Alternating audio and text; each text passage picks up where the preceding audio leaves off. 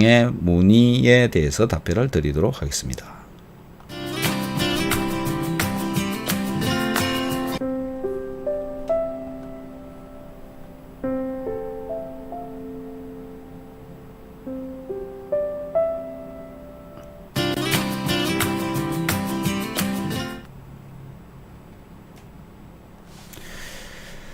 자, 채팅창에 이렇게 많이 와 주셨는데요. 질문을 올려놓 주신 분이 있습니다. 제가 읽으면서 답변을 드리도록 하겠습니다.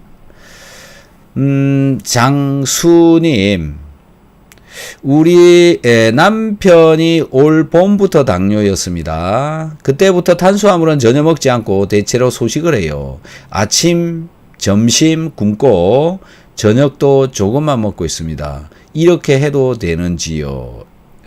네, 이렇게 탄수화물이 당뇨의 원인 물질이다라고는 하지만은 탄수화물을 전혀 먹지 않으면 안 됩니다. 어떤 현상이 나타나느냐면 지금 이제 일반적으로 많은 사람들이 당뇨의 원인은 탄수화물이기 때문에 탄수화물을 줄여버리자, 끊어버리자. 이렇게 전문가라는 분들도 얘기를 하시는 분들이 있는데요. 최근 뭐 한 2, 3년 동안 연구되어져 나온 결과에 의하면 네, 제가 일본에서 획득한 그런 결과를 가지고 좀 말씀을 드리면요. 일본에서도 많은 유튜버들이 이 음식을 가지고 당을 조절을 하려고 어떤 음식을 먹으면 당이 올라가고 어떤 음식을 먹으면 당이 떨어지는지 이런 것을 유튜브로 테스트를 해가지고 올려놓는 영상들이 많이 있습니다. 그런데요, 의사입니다. 3년 정도 전부터 탄수화물을 제한을 한 식사를 쭉 했습니다. 그렇게 했더니 당이 떨어지기는 합니다. 그런데요, 결국은 당을 조금만 먹어도 당이 아주 갑자기 팍 올라갑니다. 피크치가 너무 올라간다는 거죠. 자, 당분을 적게 먹어버리거나 제한을 해버리면 당을 소모를 하기 위해서 필요한 인슐린이 나와야 되잖아요. 근데 당 농도가 낮으면 인슐린 분비가 안 되어진다라는 겁니다. 우리 몸은요, 일반적으로 유전적으로는 하루 3끼를 꼬박꼬박 먹게끔 되어져 있는 게 맞다고 그럽니다. 적당량을 아침, 점심, 저녁을. 그런데 아침을 먹을 때 몸이 회전되는 돌아가는 게 다르다라는 거죠. 아침을 안 먹을 때 돌아가는 게 다르다라는 겁니다. 그래서 규칙적으로 적정량의 식사를 하는 게 맞고요. 그 식사 중에도 탄수화물, 단백질, 지방을 골고루 적정 비율로 섭취하는 것이 중요하다라는 겁니다.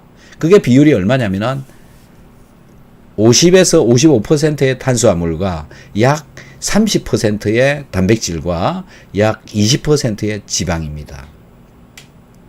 자, 탄수화물이 차지하는 비율을 한번 보십시오. 그래서 이 어떤 논문의 데이터에 의하면 탄수화물 비율이 50에서 55%일 때 사망률이 가장 낮다라는 겁니다. 탄수화물이 감소해도 안 되고 너무 증가해도 안 된다라는 거죠. 이렇게 데이터가 나와 있습니다. 저의 다른 영상 찾아보시면 탄수화물 제한식, 당질 제한식 이런 영상을 찾아보시면 그런 내용들이 있습니다. 그래서요, 당질 제한식을 하면은 당뇨 조절을 할 수 있다라는 것 때문에 아까 일본의 어떤 의사 또는 일본의 많은 영양학자 또는 당뇨에 걸려 있는 사람들이 당질 제한식을 하다가 최근에 전부 그만두었습니다. 당을 50에서 55%까지 먹는 게 더 옳다라는 결론이 나와 버린 거죠. 그래서 다시 먹는다라는 건데요.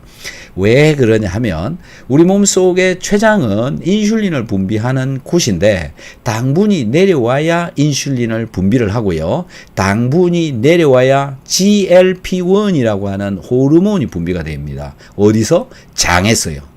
대장에서 GLP-1이라고 하는 호르몬이 분비가 되어지는데 이 GLP-1이라고 호르몬은 우리 몸에서 뇌세포, 췌장, 간, 그 다음에 이 신장, 네, 그 다음에 각종 장기에 거의 안 쓰이는 애가 없습니다. 굉장히 민감하고 중요하게 이 쓰여지는 그런 이 호르몬입니다. GLP-1 호르몬.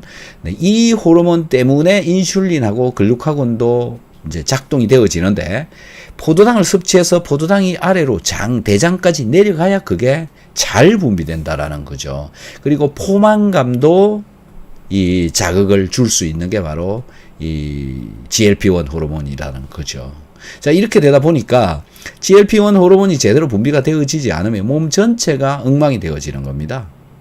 그래서 결국 췌장에 인슐린 분비하는 네, 랑게르한스섬이라고 하는 그런 이제 섬이 있는데요. 거기에서 인슐린 분비가 잘 안 하게 되는 겁니다. 그래서 췌장이 위축되어진다라고 표현을 하고 있습니다. 그러니까 결국은 췌장이 고장이 나는 속도가 빨라진다라는 거죠. 그래서 탄수화물 저렇게 안 먹는 건 별로 좋지 않고 적당량을 먹어주는 게 훨씬 옳고요. 네, 좀 뭐 소식을 하는 거는 그렇게 나쁘지는 않고 당뇨 같은 경우에는 주로 대사성 증후군의 형태고 생활 습관이나 식생활 습관 때문에 일어나는 것이니까 적절하게 조절을 하고 체중 감량을 하고 이런 뭐 다양한 방법들이 있지 않습니까? 그런 걸 통해서 하는 것이지 영양 밸런스를 무너뜨려 가지고 관리를 한다는 것은 별로 좋은 방법이 아니다. 이렇게 생각합니다. 네, 김효정님, 오랜만입니다. 네, 네, 고생 많이 하시고 계시죠. 박사님, 소화는 좀 되기 시작했는데, 비염, 아토피가 심해지네요. 소화는 되기 시작했는데, 비염, 아토피. 네, 현재 비타민C 16g, 소화효소제 8g, 유산균 10g, 아미노산, 글루타민, 소금 먹고 있습니다. 잘 드시고 계시네요. 제가 이분이 어느 분인지 이 같은 이름을 가진 분이 한 2분 정도 있는데요. 어느 분인지 잘 모르겠습니다만은 어쨌든 이 비염하고 아토피가 심해진다라고 하는 것은 아직도 단백질이 소화가 제대로 되어지지 않고 있다라고 하는 증거가 되어지는 겁니다. 그리고 장이 아직도 튼튼하게 완성되어지지 않았다 이런 얘기가 되는 거고요. 그래서 소화는 좀 되기 시작했는데 라고 하지만은 단백질은 조심해서 네, 줄여서 드셔야 되고요. 얼마나 이렇게 되기 시작한지 시간이 얼마나 지나는지 모르겠는데 보통 3개월에서 6개월 정도 꾸준히 해 보셔야 될 것 같습니다. 그렇게 하다 보면 몸 전체가 이제 정상적으로 돌아간다. 이렇게 이해를 하시면 될 것 같습니다. 소화가 좀 되는 것 같아서 키토산 오메가3를 먹어보려고 하는데 식물성 오메가3 먹어도 될까요? 네, 식물성 먹어도 되고요. 그 동물성을 먹어도 큰 문제는 없습니다. 그래서 같이 이렇게 시작해 보면 될 것 같고요. 키토산은 일단 좀 줄이시면 1개 정도 먹으면서 1개, 2개, 3개 이렇게 늘려가면 될 것 같습니다. 조금씩 천천히 늘리는 게 좋을 것 같습니다. 네, 조금씩 해보시기 바랍니다. 이윤아님, 박사님, 가족님 반갑습니다. 우리 손님께서 당뇨 수치가 500 정도 나오신 분이 계신데 지금 비오유키소하고 B100, 글루타치온, MSM 드시고 지금은 120 정도 나오는 분 계세요. 병원 가면 당 수치가 점점 떨어지니까 운동 많이 하냐고 물어보셨대요. 운동은 안 하고 계신 분입니다. 축하드립니다. 이야, 이렇게 또 환상적인 데이터가 나오죠. 마그네슘 드시는지 모르겠는데 마그네슘도 좀 더 드시고요. 이 20마저 뛰어서 100m로 내려가면 참 좋겠네요. 운동도 좀 해주면 더 좋을 거고요. 그런데 네, 비오유키소, 비타민 B100, 글루타치온, MSM 요 정도만 드시고 이렇게 혈당이 500에서 120까지 떨어진다라는 것은 정말 기적입니다. 기적. 네. 이 영양소 밸런스가 얼마나 중요한지 네, 이런 것에서부터 알 수가 있는 거죠. 그래서 밸런스를 맞춰주고 결국 이거는 이제 신진대사를 촉진시켜 주어서 그렇다라는 겁니다. 이런 분도 있습니다. 그러니까 2형 당뇨를 가지고 계시는 분들이 모두 다 저런 현상을 일으키는 거는 아닙니다. 그런데 평소에 신진대사가 제대로 되어지지 않아서 당이 걸려 있는 분인 경우에는 비오유키소만 충실히 잘 해도 굉장히 효과를 많이 본다라는 건데요. 2형 당뇨의 대부분은 세포대사 부진입니다. 네, 그래서 장과 그 다음에 혈액, 그 다음에 인슐린, 그 다음에 혈액 속에 이상한 물질들이 너무 많이 있어서 네, 이런 것들의 신진대사, 세포대사, 물질대사 이런 대사 기능이 제대로 안 되고 있는 분들은 비오유키소를 섭취를 하면 신진대사가 잘 되어지기 때문에 조금씩 조절이 되어질 거다. 그런 기대를 해도 괜찮다라고 저는 말씀을 드리고 싶습니다. 그래서 어차피 먹는 소금이고요. 어차피 먹는 비타민C입니다. 그래서 좀 더 많이 먹는 것 뿐이에요. 오메가3도 참기름, 들기름에서 먹고 있는 건데 저런 그 일종의 영양제를 통해서 좀 더 먹어보자 이런 얘기고요. 유산균은 김치 속에 들어있는 겁니다. 그런데 제대로 안 먹으니까 따로 좀 챙겨 먹자 이런 얘기고요. 키토산은 식이섬유질인데요. 야채 종류들 열심히 많이 챙겨 먹으면 괜찮은데 제대로 안 먹고 계시잖아요. 그래서 어쩔 수 없이 영양제를 가지고 먹는 것이고 그렇게 먹다 보니까는 훨씬 더 대사가 잘 되는 것이고 심지어는 비타민 B100은요 뭐 없어서는 안 될 보요소인데요. 굉장히 작용을 잘합니다. 글루타치온 역시 마찬가지고요. 그래서 드시는 것 때문에 뭐 몸이 그냥 아까 요 앞에서 말씀드렸던 분의 그 신진대사가 너무 잘 돼가지고 나타나는 호전 반응 보셨다시피 그런 현상이 나타나 버리는 겁니다. 몸이 잘 돌아가는 몸이 되어져 버린 거죠. 그래서 10년은 젊어지고요. 10년은 오래 살 수 있다. 네, 열심히 한번 드셔보시고요. 또 당에 관심이 많으신 분들은 비오유키소 열심히 한번 해보시기 바랍니다. 정말 뭐 조절이 잘 됩니다. 자, 김효정님. 소화는 아예 안 되다가 조금씩 되는데 단백질을 먹어야 될지 겁이 나는데 조금씩 먹어보는 게 좋을까요? 아닙니다. 완벽하게 될 때까지 3개월 정도는 단백질 일단 끊으시는 게 좋습니다. 한 3주 정도 이렇게 해보니까 살 것 같아서 단백질을 뭘 먹었느냐 하면 계란탕, 생선 이 정도 먹었습니다. 다시 원상태로 복구됩니다.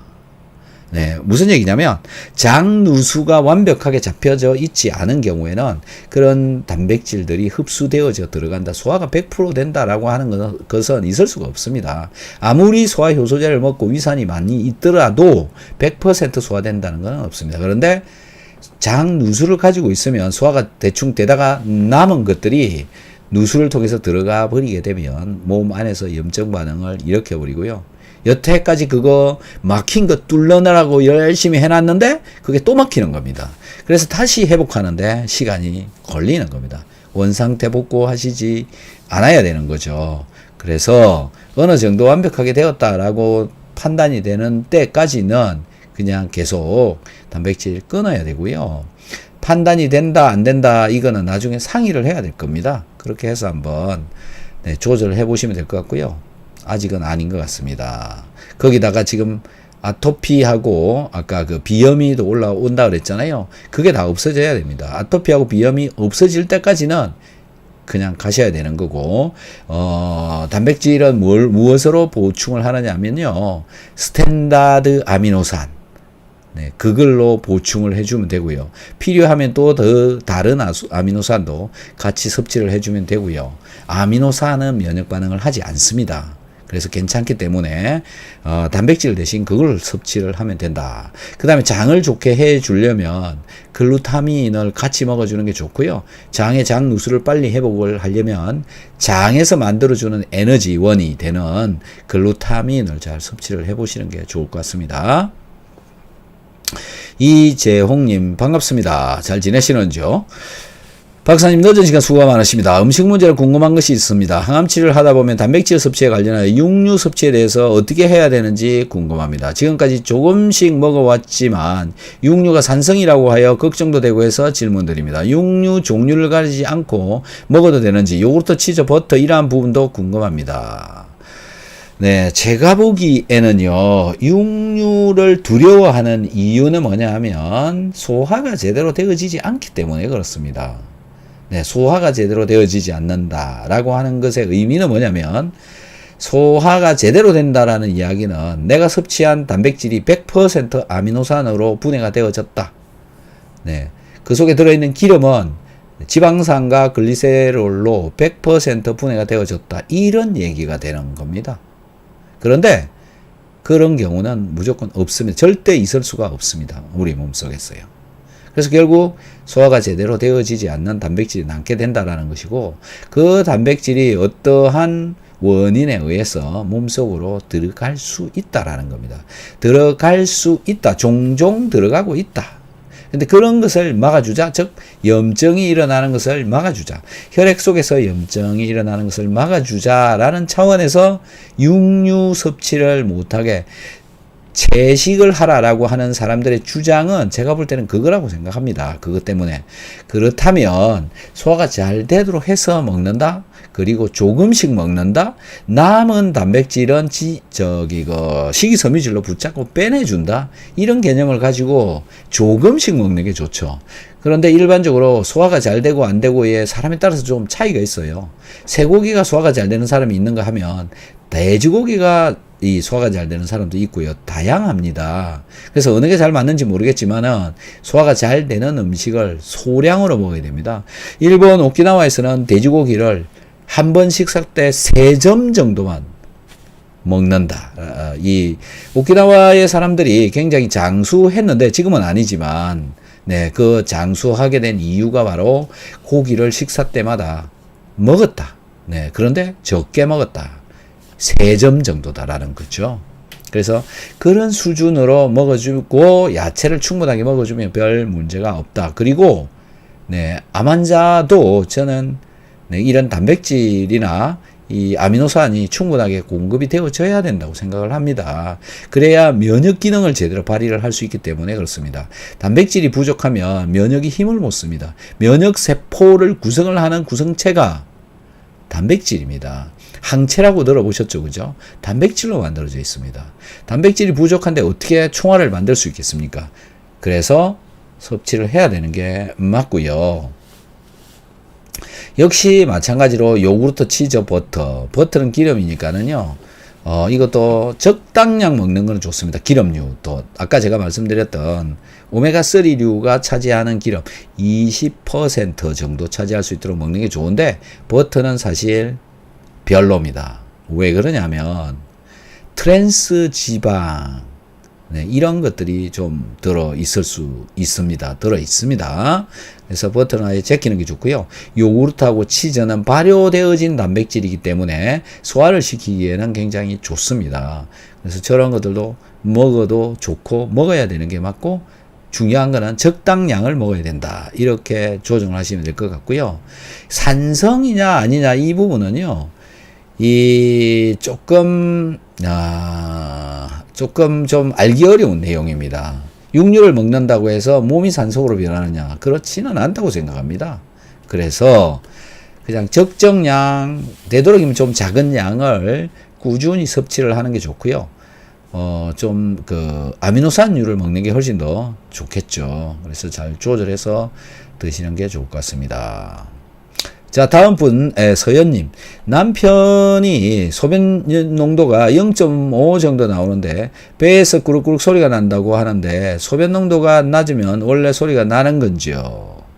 소변 농도가 낮으면 이산화탄소가 잘 빠지지 못합니다. 소변의 염농도가 낮으면 네, 몸속에 그 체중의 소금이 낮아서 그렇죠. 그것 때문에 이산화탄소가 혈액을 통해서 쭉쭉 빠져야 되는데 그게 제대로 안 빠지면 가스의 움직임 때문에 저런 소리들이 나타날 수 있죠. 그래서 저 정도면 그냥 뭐 더 드셔야 될 것 같고요. 비타민C는 그럭저럭 6g 겨우 넘기다 말다 하는 것 같아요. 네, 뭐 그렇게 계속 드시면 되지 않을까 싶습니다. 그래서 소변 염농도를 높이기 위해서는 음식에 소금을 좀 더 넣고 소금이 들어간 음식을 좀 많이 드시면 올라갑니다. 상당히 남자가 0.5가 나온다는 것은 음식 양이 적은 것인지 염분이 적은 음식을 먹어서 그런 건지 굉장히 적다고 보면 됩니다. 안 돼요. 저렇게 있으면. 네. 그리고 소화도 제대로 안 될 수도 있기 때문에요. 네. 좀 넣어서 드시는 게 좋을 것 같습니다. 고재봉님, 네. 우리의 그 멤버이십니다. 네. 닥터한스, 네. 멤버이십니다. 네. 감사합니다. 테니스 엘보인데 어떤 영양제가 도움이 될까요? 테니스 엘보잖아요. 저거는, 네, 영양제는 뭐, 그냥 일반적으로 다 먹어야 되는 거죠. 누구나 그냥 먹어야 되는데, 엘보에 특히 도움이 될 만한 건 뭐냐라는 건데요. MSMU가 좀 나을 것 같고요. 그 다음에 신경하고 관련되어지니까는 마그네슘을 섭취를 좀 해주는 게 좋을 것 같고요. 기본적인 영양제, 비오유키소, 소화효소제 이런 것은 열심히 드셔야 되는 건데, 왜 테니스 엘보가 되었는지가 더 중요합니다. 일반적으로 만성적인 그런 문제로 나 있는 것인지, 뭐 운동을 하다가 다쳐서 그런 것인지, 뭐 때문에 그런지라는 게 이제 중요하죠.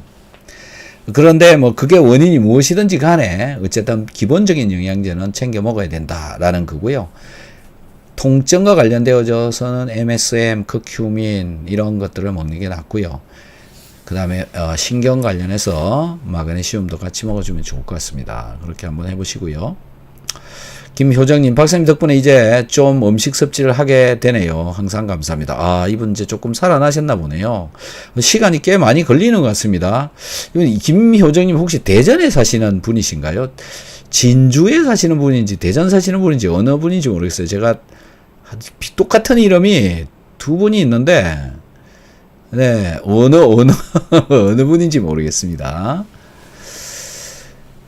네, 영헌님 반갑습니다. 김정선님 안녕하세요. 비타민 B100이 비타민 B군이 모여있는 거 말하는 건지요? 맞습니다. 비타민 B군이 한 8종류 정도가 약 100mg씩 들어있는 게 있습니다. 그래서 그 영양제를 하루에 1개 정도 섭취를 하면 도움이 많이 되고요. 또 2개까지는 먹어도 괜찮습니다. 그런데 3개나 4개 정도로 넘어가게 되면 몸이 너무 활성화가 되어져 가지고 불면을 맞이할 수도 있습니다. 잠이 안 와요, 하루 종일. 저도 테스트 삼아 먹어봤는데요. 저는 3알까지는 먹어도 별 문제가 없는데 4알을 먹으니까 잠이 안 옵니다. 꼬박 셉니다. 아침까지 1개도 안 와요. 그런데 그 다음 날도 뭐 불면, 잠을 안 자가지고 오는 문제 같은 게 있잖아요. 그런 거는 1개도 없습니다. 그래서 여러분들도 한번 체크해 보시면 좋을 것 같습니다. 한번 해보시고요. 예, 꼭 드시고요. 그 다음에 비타민 B100을 조금 이제 저희가 재고 확보가 어려워 가지고 비타민 B50도 있습니다. B50은 2배로 먹으면 되거든요. 그걸 드셔도 됩니다. 그렇게 한번 참고가 되어졌으면 하고요.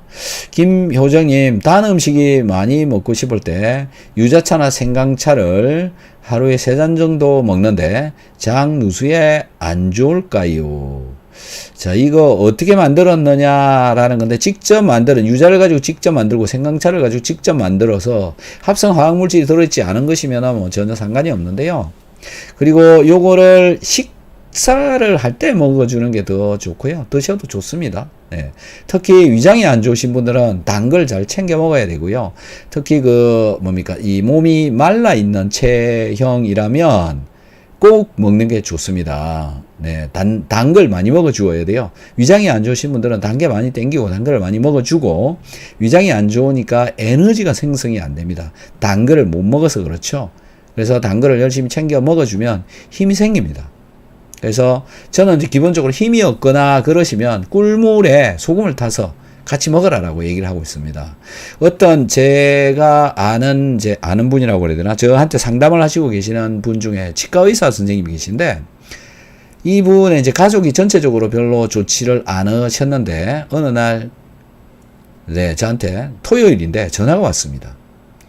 딸이 결혼을 하러 가려고 그러는데 쓰러졌답니다. 어떻게 하면 좋겠느냐라고 전화가 와가지고 꿀물에 소금 데워서 먹여가지고 데리고, 그래서 뭐 나중에 물어보니까 잘 치렀다, 뭐 신혼여행 잘 갔다, 그런 말씀이 있었는데요. 긴장하거나 또는 뭐 여러 문제로 지쳐가지고 힘이 없는 경우에 꿀물과 소금물, 네, 굉장히 좋은 네, 영양 요법이 되어지는데요. 링거죠. 병원에 가서 링거를 맞으면 살아나는 것처럼 여러분들 몸 속에는 염분이 부족한 분이 굉장히 많습니다. 잘 모르시고 그냥 살아있으니까는 괜찮다라고 생각하시는지 모르겠지만 염분이 부족해서 문제가 발생하고 있는 사람이 많고요. 특히 음식 섭취량이 적은 사람, 하루에 한 끼 먹는데 그것도 저염식으로 먹는 사람, 이런 분들은 100% 염분 부족입니다. 그런데 염분이 자꾸 먹다 보니까는 물을 계속 마시고요. 차를 계속 마시고요. 염분은 별로 안 먹고요. 이러면 계속 소변으로 소금이 빠져나갑니다. 그러다가 빠지다가 어느 날 갑자기 넘어가는 겁니다. 그래서 병원에 가서 들어 누우면 링거가 뭡니까? 소금물이죠. 소금물을 혈관에 꽂아 넣어준다. 그러면 살아나온다. 네. 그런 사회에 우리는 지금 살고 있는 겁니다. 잘 판단을 하셔서 염분 체크 잘 하셔야 될 거라고 봅니다. 네, 젠리님 반갑습니다. 스테로이드 복용 시에는 저염식을 해야 하나요? 저는 아니라고 봅니다. 네, 스테로이드라고 하는 것은 내 몸을 위축시키는 거죠. 네, 활성도를 떨어뜨리는 거죠. 몸이 가라앉게 만들고 잘 못 움직이게 만들고 에너지를 생산하지 못하도록 합니다. 저 스테로이드는 저 약물은 세포의 미토콘드리아의 활성도를 떨어뜨리는 거거든요. 저 스테로이드가. 그러니까는 굉장히 활발하게 막 움직여야 되는 이 세포를 스테로이드를 넣어가지고 못 움직이게 아주 기가 죽어 있게 만들어버리는 그런 약물입니다. 어떻게 해야 되는 건가요, 저거? 근데 소금을 먹으면 다시 기가 살아납니다. 약은 기를 죽이고 소금을 먹고 기를 높이고 서로 상충하는 걸 하고 있는 겁니다. 그래서 스테로이드를 왜 복용을 하는지 그것부터 일단은 체크를 한 뒤에 답변을 드릴 수 있을 것 같은데요. 저는 스테로이드를 먹든 뭘 하든 간에 염분은 정상적인 숫자를 맞추어 주는 게 맞고요. 거기서 스테로이드가 작용을 하든지 어떤 역할을 할 수 있도록 해주는 게 더 나을 거라고 보거든요. 어떤 질병 때문에 그런지에 따라서 또는 좀 차이가 나고요. 만약에 스테로이드를 장기 복용을 해야 된다, 아니면 계속 앞으로 언제 끊을지 모르는 거다 라고 하신다면 영양제 전부 다 챙겨 드시고요. 염분도 전부 챙겨 드시고요. 스테로이드를 조금씩 끊어 가시면 결국 원하는 것을 잡을 수가 있습니다. 스테로이드는 지금 뭔지 모르겠지만 스테로이드를 계속 먹어야 되는 몸이면 그것만 계속 먹으면 죽음으로 들어가는 길이고요. 영양제를 먹고 스테로이드를 끊어야 살아나올 수가 있습니다. 저는 그렇게 생각합니다. 최소한. 그리고 제가 상담을 하고 계시는 분들 중에는 스테로이드를 그런 방법으로 끊어가고 있습니다. 매일 먹고 있던 사람들이 점점 끊어가고 있습니다. 그렇게 해야 되는 거고요. 나중에는 스테로이드 부작용이 심각해지죠. 왜 그러냐면은 몸의 신진대사가 거의 멈추는 상황으로 가게 되는 거거든요. 그게 이제 멈추다가 진짜 멈춰버리면 어떻게 되는 겁니까? 대사 스톱 되는 거죠. 그렇게 되는 겁니다. 그래서 약은 정말 장기적 복용하는 약은 절대 먹어서는 안 되고요. 일시적으로 먹어야 되는 거는 먹어주는 게 맞습니다.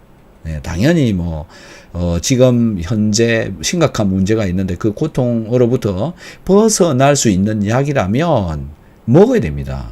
그런데 이게 2달, 6달, 1년 이거는 아니죠.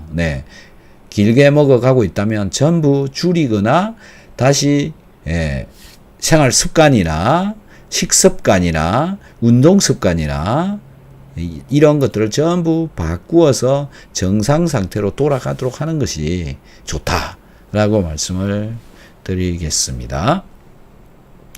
양양님 반갑습니다. 소금 하루 한 스푼 열심히 먹고 있는데 소변 염도가 0.3에서 오르지 않아요. 얼마나 더 먹어야 하나요? 얼마나 더 먹어야 될지는 잘 모르고요. 물하고 관계가 있기 때문에 그렇습니다. 물 먹는 양하고 또 관계가 있기 때문에 그러니까 이 먹는 음식물에다가 소금을 넣으시고요. 잘 넣어서 드시고요. 국물도 예, 잘 한 그릇씩 잘 세 끼를 챙겨서 드시고요. 그래도 부족하면은 지금처럼 소금을 하루에 한 스푼, 네, 열심히 먹고 있다. 한 스푼이 작은 티스푼 말씀하시는 거죠? 한 스푼 그걸 먹는데 열심히까지 먹어야 되는 겁니까? 네, 한 식사할 때마다 조금 더 드셔보시고 알아서 조정을 하셔야 되고요. 소금 많이 먹으면 혈압 올라가니까 혈관이 터질 수가 있어요. 그래서 조심해서 먹어야 되고요. 음식을 통해서 먹는 게 가장 저는 정답이라고 생각을 합니다. 그렇게 해야 돼요. 혈압 올라가 가지고 또 네, 병원 간다고 네, 그러시면 안 됩니다. 저는 책임 안 집니다. 네, 무슨 일이 벌어져도 저는 책임을 안 져요. 네, 소금은 알아서 드셔야 되는 겁니다. 저는 여러분들한테 참고로 잘 체크를 하실 수 있도록 안내만 드리는 거지, 뭐 그 양이 얼마나 되는데 지정을 할 수가 없어요. 10g을 먹어야 될지 50g을 먹어야 될지는 사람마다 다릅니다. 그래서 도저히 알 수가 없으니 알아서 챙겨 드시는데요. 소변의 염능도 잘 체크하시면서 조금씩 드셔보시면 좋을 것 같습니다. 자, 질문이 이제 끊어졌네요. 네, 질문 조금만 더 기다려 보도록 하겠습니다. 우리나라 사망 원인 1위 암. 2018년 신규 암 등록 환자 약 31만 명. 한 가족의 행복을 앗아가고 한 사람의 삶을 무너뜨리는 암. 암의 발생 원인은 무엇일까요?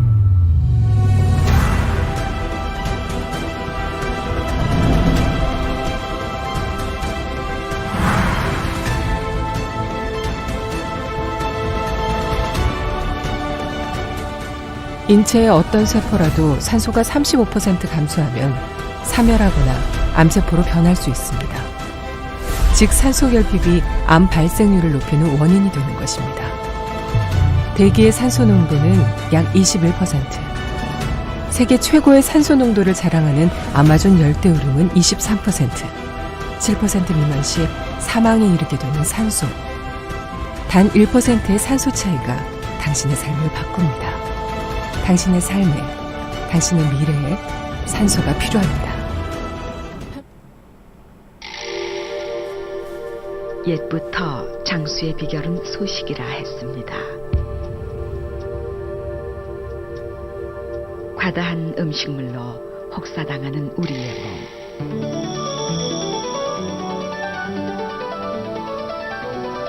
고분자로 고기능성 식이섬유라야 합니다. 그리고 위장에서 빨리 녹아야 됩니다. 직접 느껴보십시오. 자연이 준 홍게에서 추출한 새로운 개념의 식이섬유 바이오 엔젤 키토.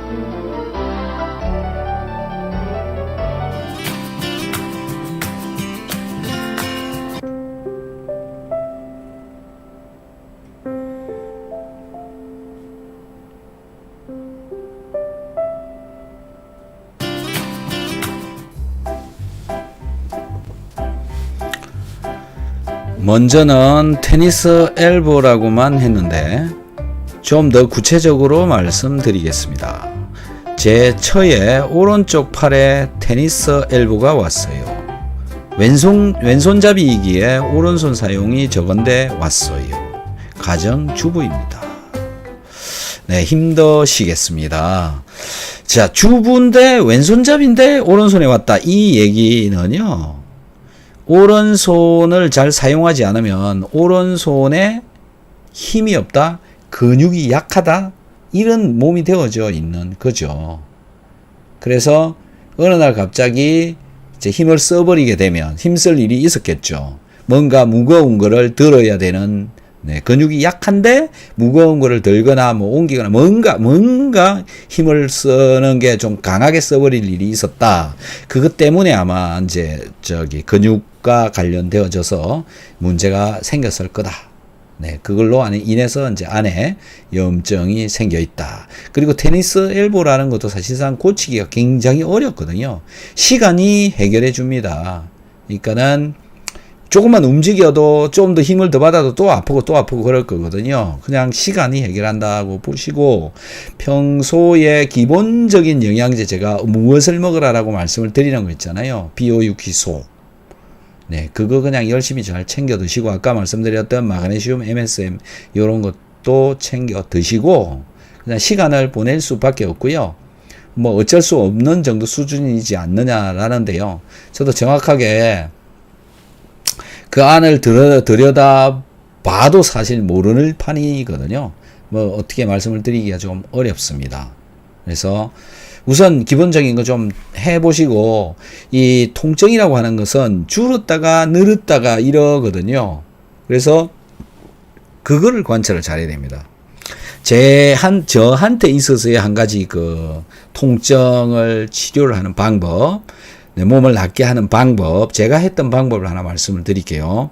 비슷한 통증의 개념으로 보면 되는데요. 허리가 아팠습니다, 저는.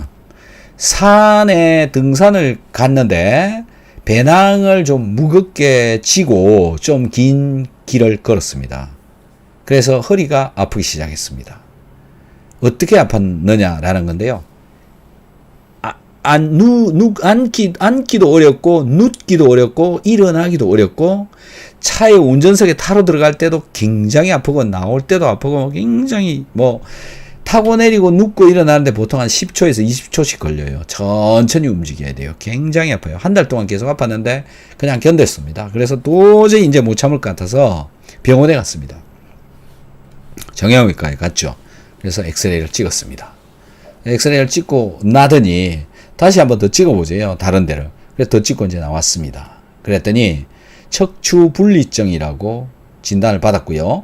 그 다음에 그것 때문에 아픈 것 같기는 한데 약을 처방을 해 주더라고요. 한 달 정도 처방을 받았습니다. 근데 저는 그 약을 먹기가 이게 싫었어요. 그리고 뭐 어쩔 수 없이 한 개는 먹었습니다. 그런데 효과가 한 개도 없어요. 아무런 변화가 없어요. 그래서 그냥 다 버려버렸습니다.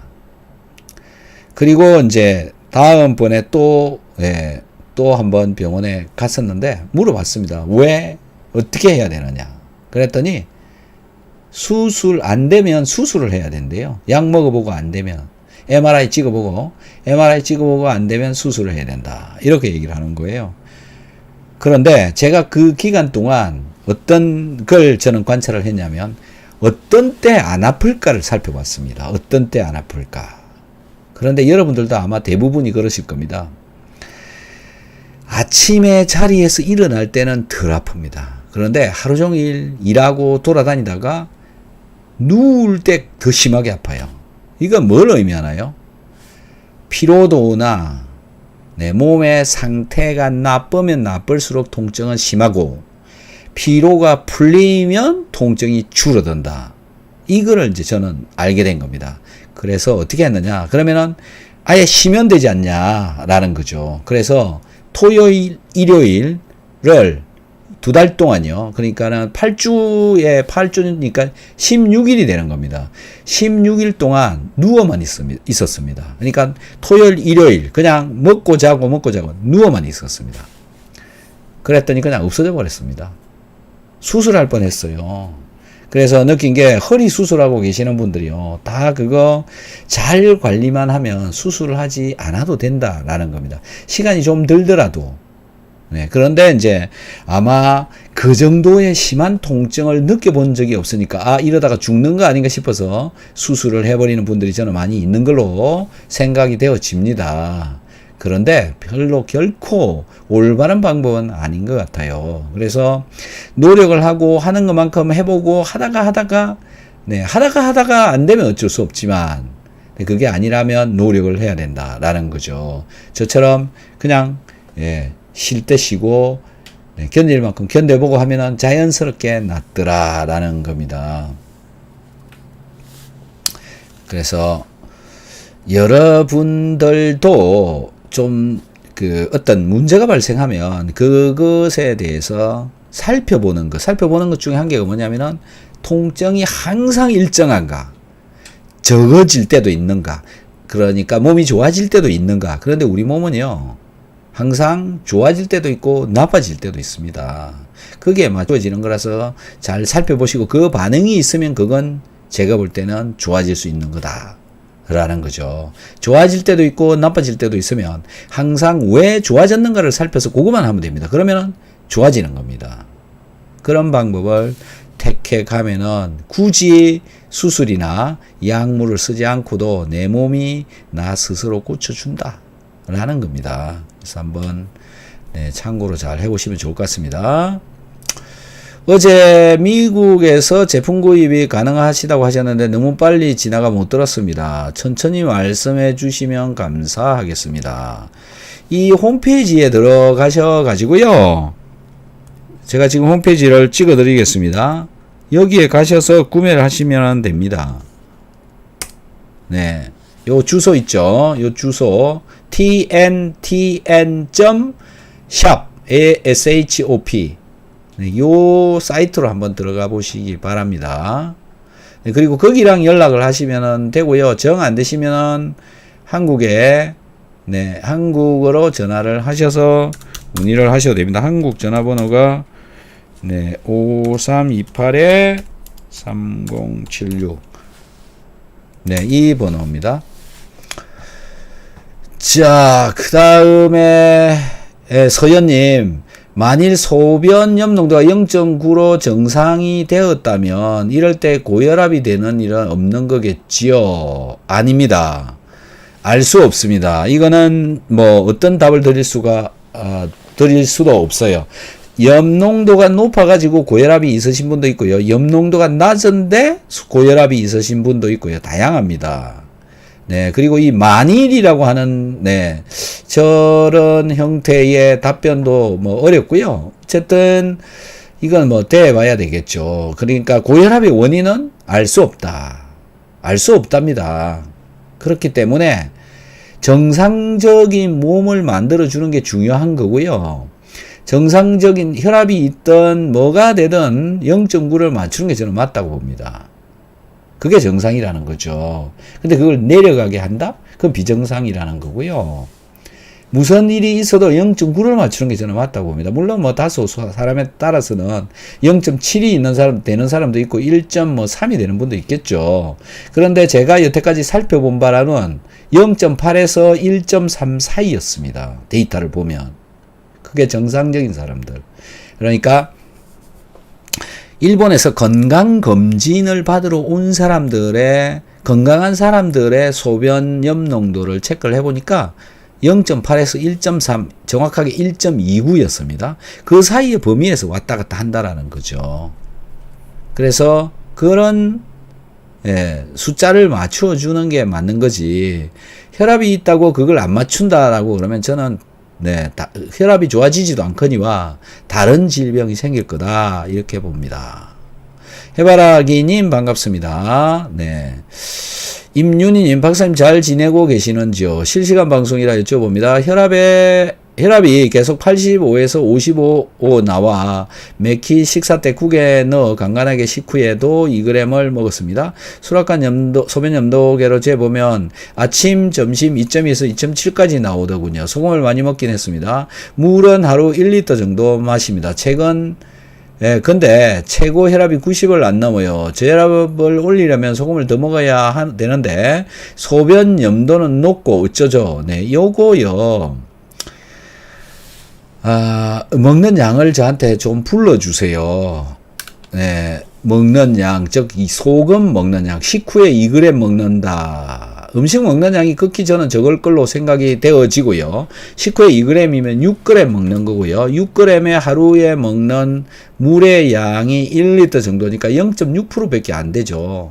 그런데 음식에 들어있는 양, 음식에 들어있는 양이 얼마냐라는 건데요. 아무리 짭짤하게 먹어도 음식 지금 이제 몸이 좀 안 좋으신 분이니까 음식을 많이 못 먹고 계실 겁니다. 그래서 결국 하루에 소금 먹는 양이 1을 못 넘어갈 거예요. 그러니까는 1이니까 10g.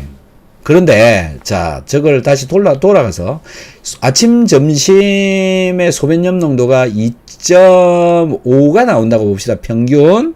근데 나오는 소변량이 얼마나 되느냐라는 건데요. 그걸 좀 적어 주셔야 되는데 사실상 그냥 1리터만 소변이 나온다고 봅시다. 1리터요. 그러면 2.5% 소변의 염농도가 2.5%의 소변이 1리터가 나온다면 소금의 양이 25g이 소변으로 나간다는 얘기입니다. 매일 25g이 나간다는 얘기는 매일 25g의 소금을 먹고 있다는 얘기거든요. 자, 결론은 뭐냐? 소변 염도계가 고장이 난 겁니다. 염도계 잘못되어 있는 것 같아요. 그래서 물 1리터에다가 고운 소금을 밥숟가락으로 깎아서 물 1리터에 집어넣으면 0.5 정도, 0.4나 0.5나 0.6 정도 나올 거거든요. 그렇게 나오는지를 체크를 한번 해보세요. 그렇지 않고 1%가 나온다든지 뭐 그러면 그 염도계가 잘못된 겁니다. 염도계가 잘못되어진 것이면 수락관이면요, 저한테 전화를 주시면 지금 아마 이분은 제가 알기로는 저울하고 전부 다 가지고 있으니까 정확하게 1%짜리 소금물을 만드세요. 만들어서 저한테 전화를 주시면 어떻게 보정하는지 그걸 고치는지 제가 알려드리겠습니다. 네, 그렇게 해보시면 돼요. 지금 염도계가 고장이 났다. 그리고 소금 먹고 있는 양도 지금 부족하다. 그렇게 저는 생각이 되어집니다. 체중은 여전히 심한 저체중이고 163에 39kg, 현재 BO6키 소화효소 한지 1년 넘으네요. 네, 이분은 결국 위에 질문에 따르면 소금 부족으로 혈압이 안 올라가서 체중 늘리는 거, 그 다음에 소화되는 거, 이런 것들이 문제가 일어나고 있는 걸로 생각이 되어집니다. 네. 금방, 우선 염도계부터, 다른 걸 더 정밀한 거를 사시든지 한번 해보세요. 네. KK님 반갑습니다. 혈관 건강을 위해서 오메가3를 2000mg에서 3000mg을 먹고 있습니다. 식후 복용하고 있고 나누어 섭취를 하는 것이 나을까요? 한 번에 2~3g 섭취하는 게 나을까요? 나누어 먹는 게 더 낫고요. 6g까지 늘리시면 더 좋습니다. 늘려보시기 바랍니다. 임윤희님 반찬도 짭짤하게 밥할 때도 죽염 넣어서 물 한 컵에도 한 꼬집 타 먹습니다. 네, 일단 염도계 체크한 뒤에 그 다음에 해결이 될 것 같습니다. 다시 한번 보시면 될 것 같고요. 원주님 위축성 위염 염증 수치는 정상으로 돌아왔는데요. 이번 검진에서 내시경 검사에서 위와 대장에서 염증 수치가 높게 나왔다고 하더라고요. 혹시 이때에도 평소에 먹는 양만큼 먹어도 되는지요? 지금 현재 BOU는 6개, 키토산 4개, 소금은 염도계로 재보고 있습니다. 물은 1.5리터짜리 수시로 먹거든요. 네, 그렇게 그냥 꾸준히 드시면 될 것 같습니다. 네, 잘 드시고 계시는 것 같아요. 서현님, 그렇군요. 소변 염도를 체크하면서 혈압도 체크해 봐야 되겠네요. 맞습니다. 그래서 그렇게 연관지어서 해 보시고요. 뭐, 나중에는 소변의 pH도 체크를 해야 될 겁니다. 그렇게 한번 해 보시면 좋을 것 같고요. 50대 이상은 최고 혈압 기준이 얼마 이상이라 보통 고혈압이라 지칭하는지요? 150 이상인가요? 이거를 제 맘대로 말을 할 수가 없습니다. 50대 이상이라고 최고 혈압이, 이거는 제 마음대로 할 수가 없어요. 보통 혈압이라고 지칭하느냐. 네. 보통 혈압은 그냥 80에 120입니다. 50대도 60대도 70대도. 그게 정상인 겁니다. 50대라고 60대라고 혈압이 올라가야 된다라는 것도 이상한 거거든요. 그런데 올라가는 몸이 되는 것도 정상적인 거고요. 그런데 몸은 120이 정상인 겁니다. 그런 분이 있거든요. 운동 열심히 하고 음식 제대로 먹고 몸 관리 잘하고 이러시는 분들은요 80세가 돼도 혈압 120입니다. 그런데 관리를 제대로 하지 못해가지고 150되어진 건 몸이 나빠져서 올라가는 거고요. 몸이 나빠지니까 당연히 올라가는 겁니다. 그거예요, 그냥. 네. 그래서, 그럼 그게 정상이냐? 그렇지 않다는 거죠. 근데 이제, 150인데 혈압약을 먹어야 되냐, 마냐? 이제 이 부분인데요. 150이면, 뭐, 사람에 따라서 달라요. 제가 뭐 이런 말씀 가끔 드리는데, 제 친구 한 분은요, 200입니다, 혈압이. 평소에 그냥 200이에요. 혈압약을 먹어도 200이에요. 근데 뭐 잘 살아 있습니다. 다양한 상황이 있다라는 거고요. 사람 몸이라고 하는 것은 아무리 과학이 발달해도 저는 제대로 알지 못한다라고 생각합니다. 20%? 네, 지금 현재 우리 인간의 몸에 대해서 20%도 모른다라는 겁니다.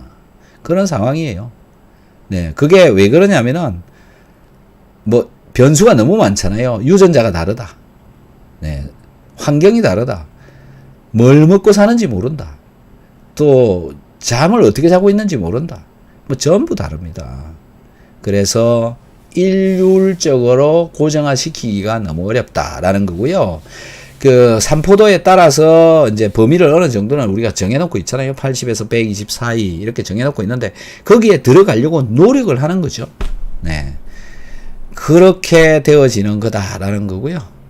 질문이 너무 어렵습니다. 네, 어쨌든 제가 답변하기가 너무 어렵습니다. 그래서 잘 모릅니다. 제인 리님, 박사님, 자가면역 질환과 장누수 질환이 있으면 음식을 가려 먹어야 하나요? 네, 소고기, 돼지고기, 닭고기, 생선 모두 끊어야 할까요? 당분간은 끊어야 됩니다. 그래서 아까 제가 허리에 통증이 왔을 때 어떻게 고쳤는가라는 것처럼 체크를 한번 해보시면 됩니다. 자가면역 질환이 왔습니다. 한 3달 정도만 고기를 다 한번 끊어보세요. 단백질을 한번 끊어보세요. 3달을 끊었는데 변화가 있다라고 한다면 자가면역 질환이나 장누수가 정상이 될 때까지는 끊는 게 좋지 않을까요? 너무 단순합니다. 우리는 지금 그걸 하지 못해서, 그런 걸 확인을 하지 못해서 스테로이드에 의존해서 살아가고 있는 겁니다. 너무 쉽지 않나요? 자가 면역 질환의 원인은 단백질, 내 몸에 있는 단백질을 공격한다. 누가? 나의 면역 세포가. 그거거든요. 그냥 단순합니다. 자가 면역 질환이다. 네, 베체스트, 루푸스, 그 다음에 류마티스, 뭐 이런 거 전부 다 여기에 해당되는 거잖아요. 그런 종류들 다 사실은 근본 뿌리는 단백질로 저는 이해를 하고 있습니다. 왜냐하면 내 몸의 단백질을 공격을 하니까요. 누가요? 면역세포가요. 백혈구, 림프구, 가립구 이런 거죠. 그런 면역세포가 내 몸의 면역세포가 내 몸의 단백질을 공격을 한다라는 겁니다. 공격하는 부위야 뭐 뻔하잖아요. 단백질이 있는 곳을 공격을 한다라는 건데 왜 단백질을 공격을 하느냐라는 게 중요합니다. 우리가 섭취를 하는 음식물 중에는 탄수화물, 단백질, 지방, 나머지 이제 성분들이 있는데 이 나머지 성분들은 줄기차게 계속 먹고 있는 것들이 아니라서 또 이상한 분자가 별로 없어서 면역 반응을 거의 안 합니다. 그런데 지방은 오메가3, 그 다음에 지방산, 글리세롤 이런 건데요. 이런 것들 공격 안 합니다. 반응성이 약합니다. 이 지방류들은. 반응을 잘 안 해요. 그 다음에 포도당인데요. 포도당도 반응을 잘 하지 않습니다. 포도당은 면역 반응 거의 없습니다. 그래서 괜찮죠? 유일하게 이 단백질이 문제인데 단백질은 우리 몸속에 들어가면 안 되고 단백질이 분해가 되어져서 아미노산이 되어져서 들어가게 되면 괜찮습니다. 공격을 안 해요. 그런데 분자량이 큰 단백질, 펩타이드 이거는 이상하게 공격을 한다라는 거죠. 반응을 할 수 있는 부위가 많아서 그렇습니다. 단백질 구조적으로도 포도당이 가지고 있는 구조나 지방이 가지고 있는 구조보다 더 복잡합니다. 단백질은. 그래서 공격을 하지 않느냐 저는 그렇게 생각을 하는데요. 그래서 이 외부로부터 들어온 음식물 중에 들어있는 펩타이드, 단백질로부터 분해되어진 펩타이드 그 구조가 들어오게 되면 이물질로 인식을 해서 내 몸의 면역세포가 공격을 하는 거죠. 근데 그 공격을 자꾸 하고 하다 보면 이제 항체를 만들어서 거기를 공격을 해서 없애다가 내 몸까지 공격을 해버린다라는 거죠. 비슷하게 생긴 놈을 공격을 한다. 우리 몸에서 그런 얘기 많이 들어보셨죠? 환경 호르몬이라고. 내 몸에서 분비되어져 나오는 호르몬은 정상적으로 반응을 하는데 환경 호르몬도 그 호르몬하고 비슷하게 생겼다 보니까 인식을 해가지고 환경 호르몬으로, 그러니까 환경 호르몬도 그러니까 외부에서 들어온 이물질인 환경 호르몬처럼 생긴 화학물질도 공격을 한다. 그게 환경 호르몬의 개념인데요. 그런 상황이 벌어지는 겁니다. 그래서 이 단백질로 인해서 일어난다. 단백질이기 때문에 반응을 한다라는 거라서 장누수를 통해서 혈중으로 들어가는 단백질이 없어야 된다라는 거니까 단백질을 끊어야 되는 게 맞는 거죠. 아무리 단백질을 끊으려고 해도요, 사실 끊기는 어려워요. 음식에서 단백질을 골라내고 먹는다? 불가능합니다. 다만 적게 먹는 게 가능하다라는 거죠.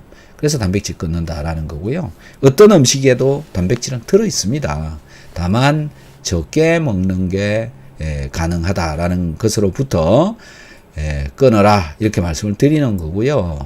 그렇게 해보시면은 이제 좀 더 도움이 될 건데 해보시면 되는 거죠. 그러니까 면역 반응이 덜 일어난다, 통증이 덜 일어난다, 그런 것들이 일어난다라는 게 관찰이 되어지면 계속 줄여서 결국은 정상적인 상태로 돌아올 때까지 기다리는 수밖에 없다. 그렇게 생각해 보시면 될 것 같습니다. 해바라기님, 식전 혈당 평균 116에서 132 사이입니다. 약은 먹지 않습니다. 먹고 싶은 것은 마음대로 먹을 수도 없으니 어떻게 관리를 하면 좋을지 박사님께서 도움을 주시면 감사하겠습니다.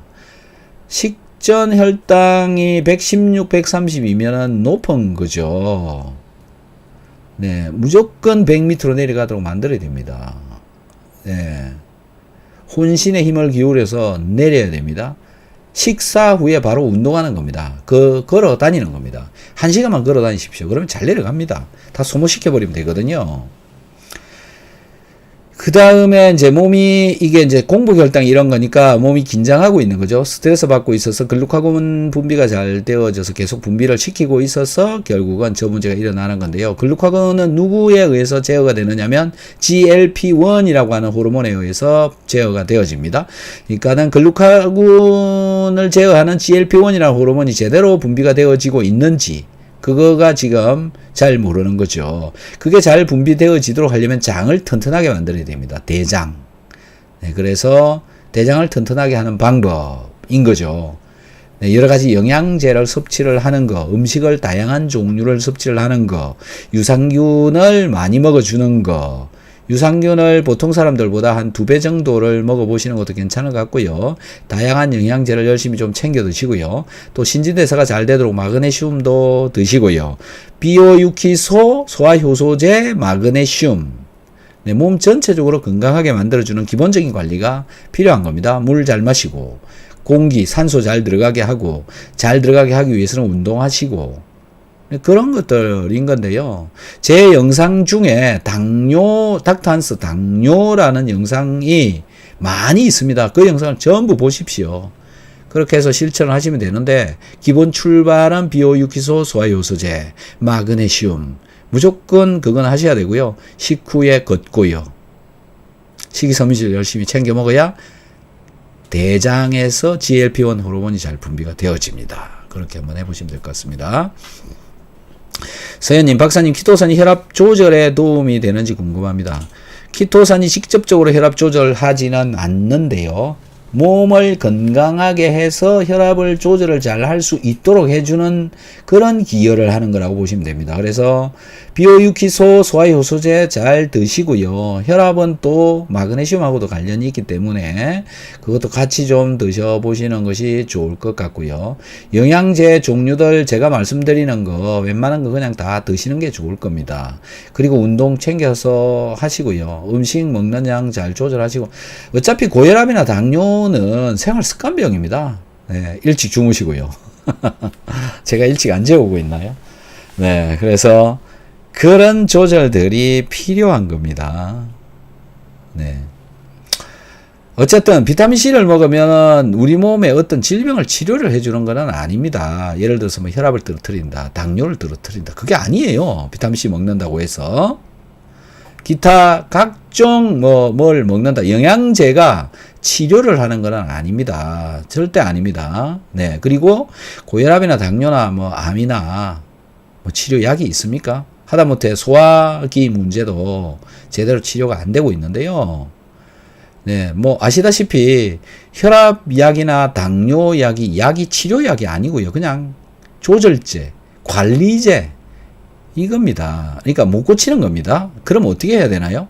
어차피 내가 잘못해서 내 몸 관리를 잘못해서 생긴 거니까 내가 내 몸 관리를 잘하면 다 좋아지는 겁니다. 안 해서 그래요. 얼마든지 할 수 있습니다. 네. 그래서 그렇게 접근을 하는 게 맞다.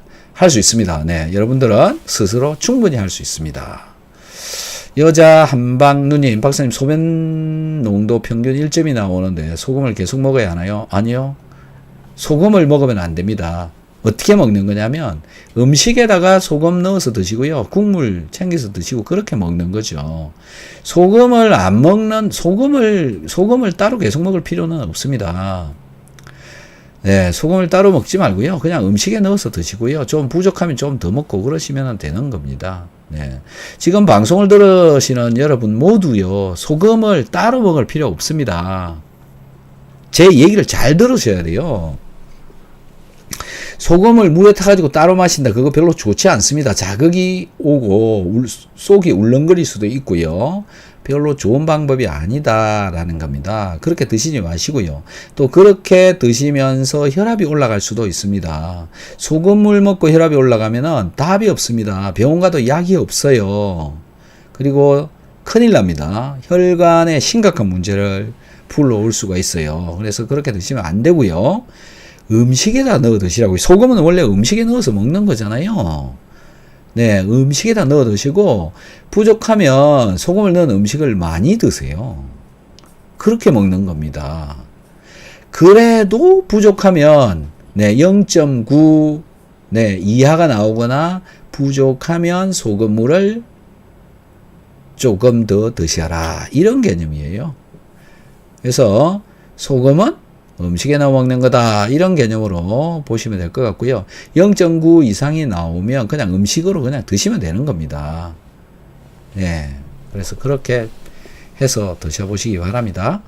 고소영님, 이소프라빈, 리그난, 식물성 갱년기 영양제, 자궁건종 있는 사람이 먹어도 되나요? 뭘 먹어도, 이소프라본이나 리그난, 식물성 갱년기 영양제를 자궁건종이 있는데 먹어도 되나 그 말씀이시네요.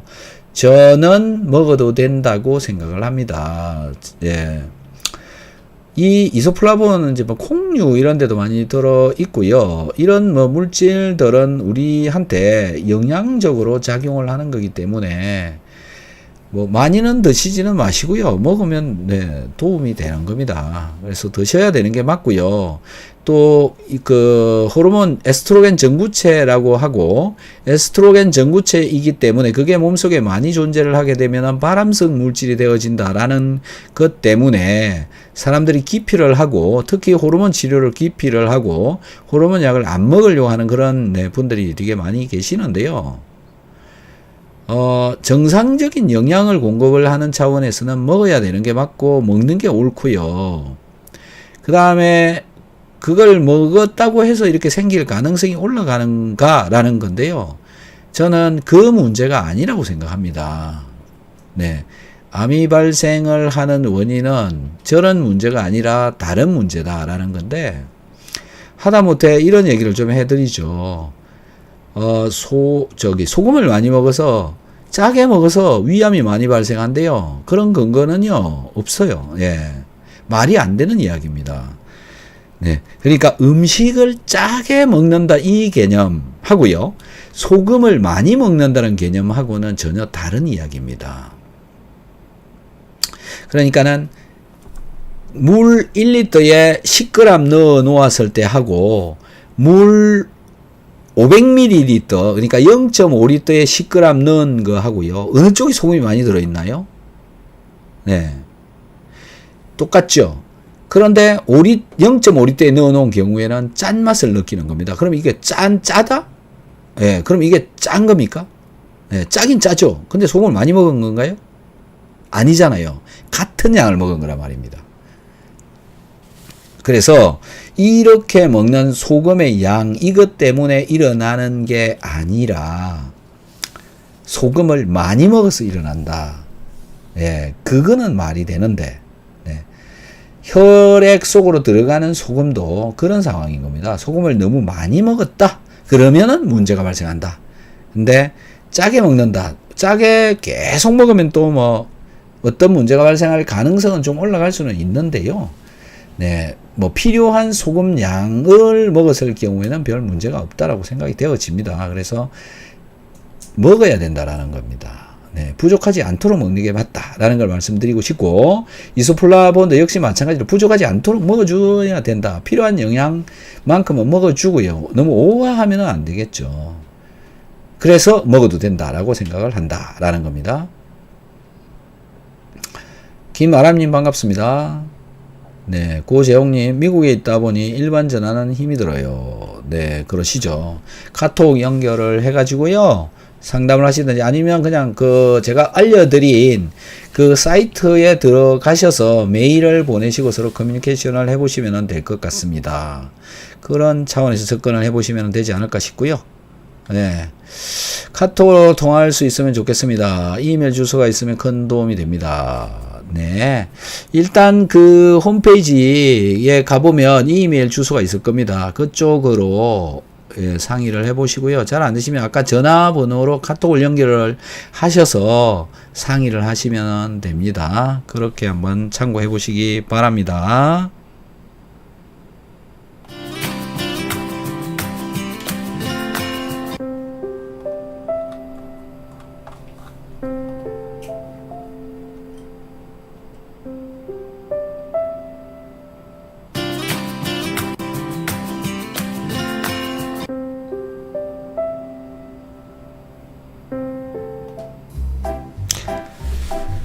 자, 오늘은 영양제를 너무 많이 먹어서 많이 먹었더니 몸이 너무 활성화되어지니까 통증이 또 오기도 하고요.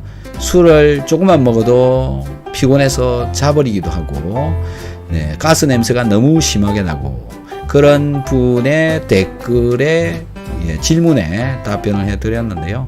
영양제를 먹으면 몸이 나쁜 사람일수록 호전 반응은 굉장히 심하게 합니다. 그런 호전 반응으로 인해서 영양제를 끊어버리는 사람이 많이 있어요. 얼굴에 뭐가 막 나는 사람도 있고요. 심하게 졸리는 사람도 있고요. 또 심하게 잠이 안 오는 사람도 있습니다. 소변을 보러 하루에 10번씩 가고 11번, 15번씩 가는 사람도 있습니다. 빈뇨가 오기도 한다라는 거죠. 그리고 저분처럼 두통이 온다. 그런 일들도 벌어진다라는 겁니다. 그래서 그 문제는 어차피 일어나는 거고요. 몸이 나빠서 그런 상황이 벌어지는 거니까 섭취하는 영양제의 양을 줄이면 된다. 몸이 나빠서 몸이 활성화되는 과정에 나타나는 반응이다. 스테로이드제를 먹다가 끊어도 그런 현상이 나타납니다. 내 몸의 자연 치유력에 의해서 스테로이드제를 먹다가 갑자기 끊으면 심한 통증이 올라옵니다. 몸이 활성화되어지는 과정에서 올라오는 반응인 거죠. 자, 별로 좋지 않은 몸을 가지고 있다가 영양제를 먹음으로 인해서 활성화되어짐으로 인해서 통증이 나타날 수가 있고 각종 문제가 발생할 수 있습니다. 하지만 그것은 내 몸을 튼튼하게 해주는 그런 과정에 나타나는 호전 반응이다. 그래서 영양제 줄여서 잘 조절해서 드시면 지금 문제를 해결을 하실 수가 있습니다. 오늘은 여기서 마치겠습니다. 감사합니다. 안녕히 주무십시오.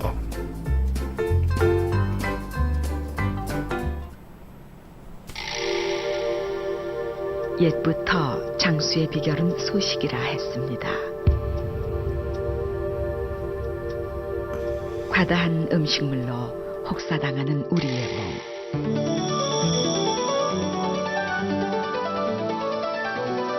고분자로 고기능성 식이섬유라야 합니다. 그리고 위장에서 빨리 녹아야 됩니다. 직접 느껴보십시오. 자연이 준 홍게에서 추출한 새로운 개념의 식이섬유 바이오 엔젤 키토.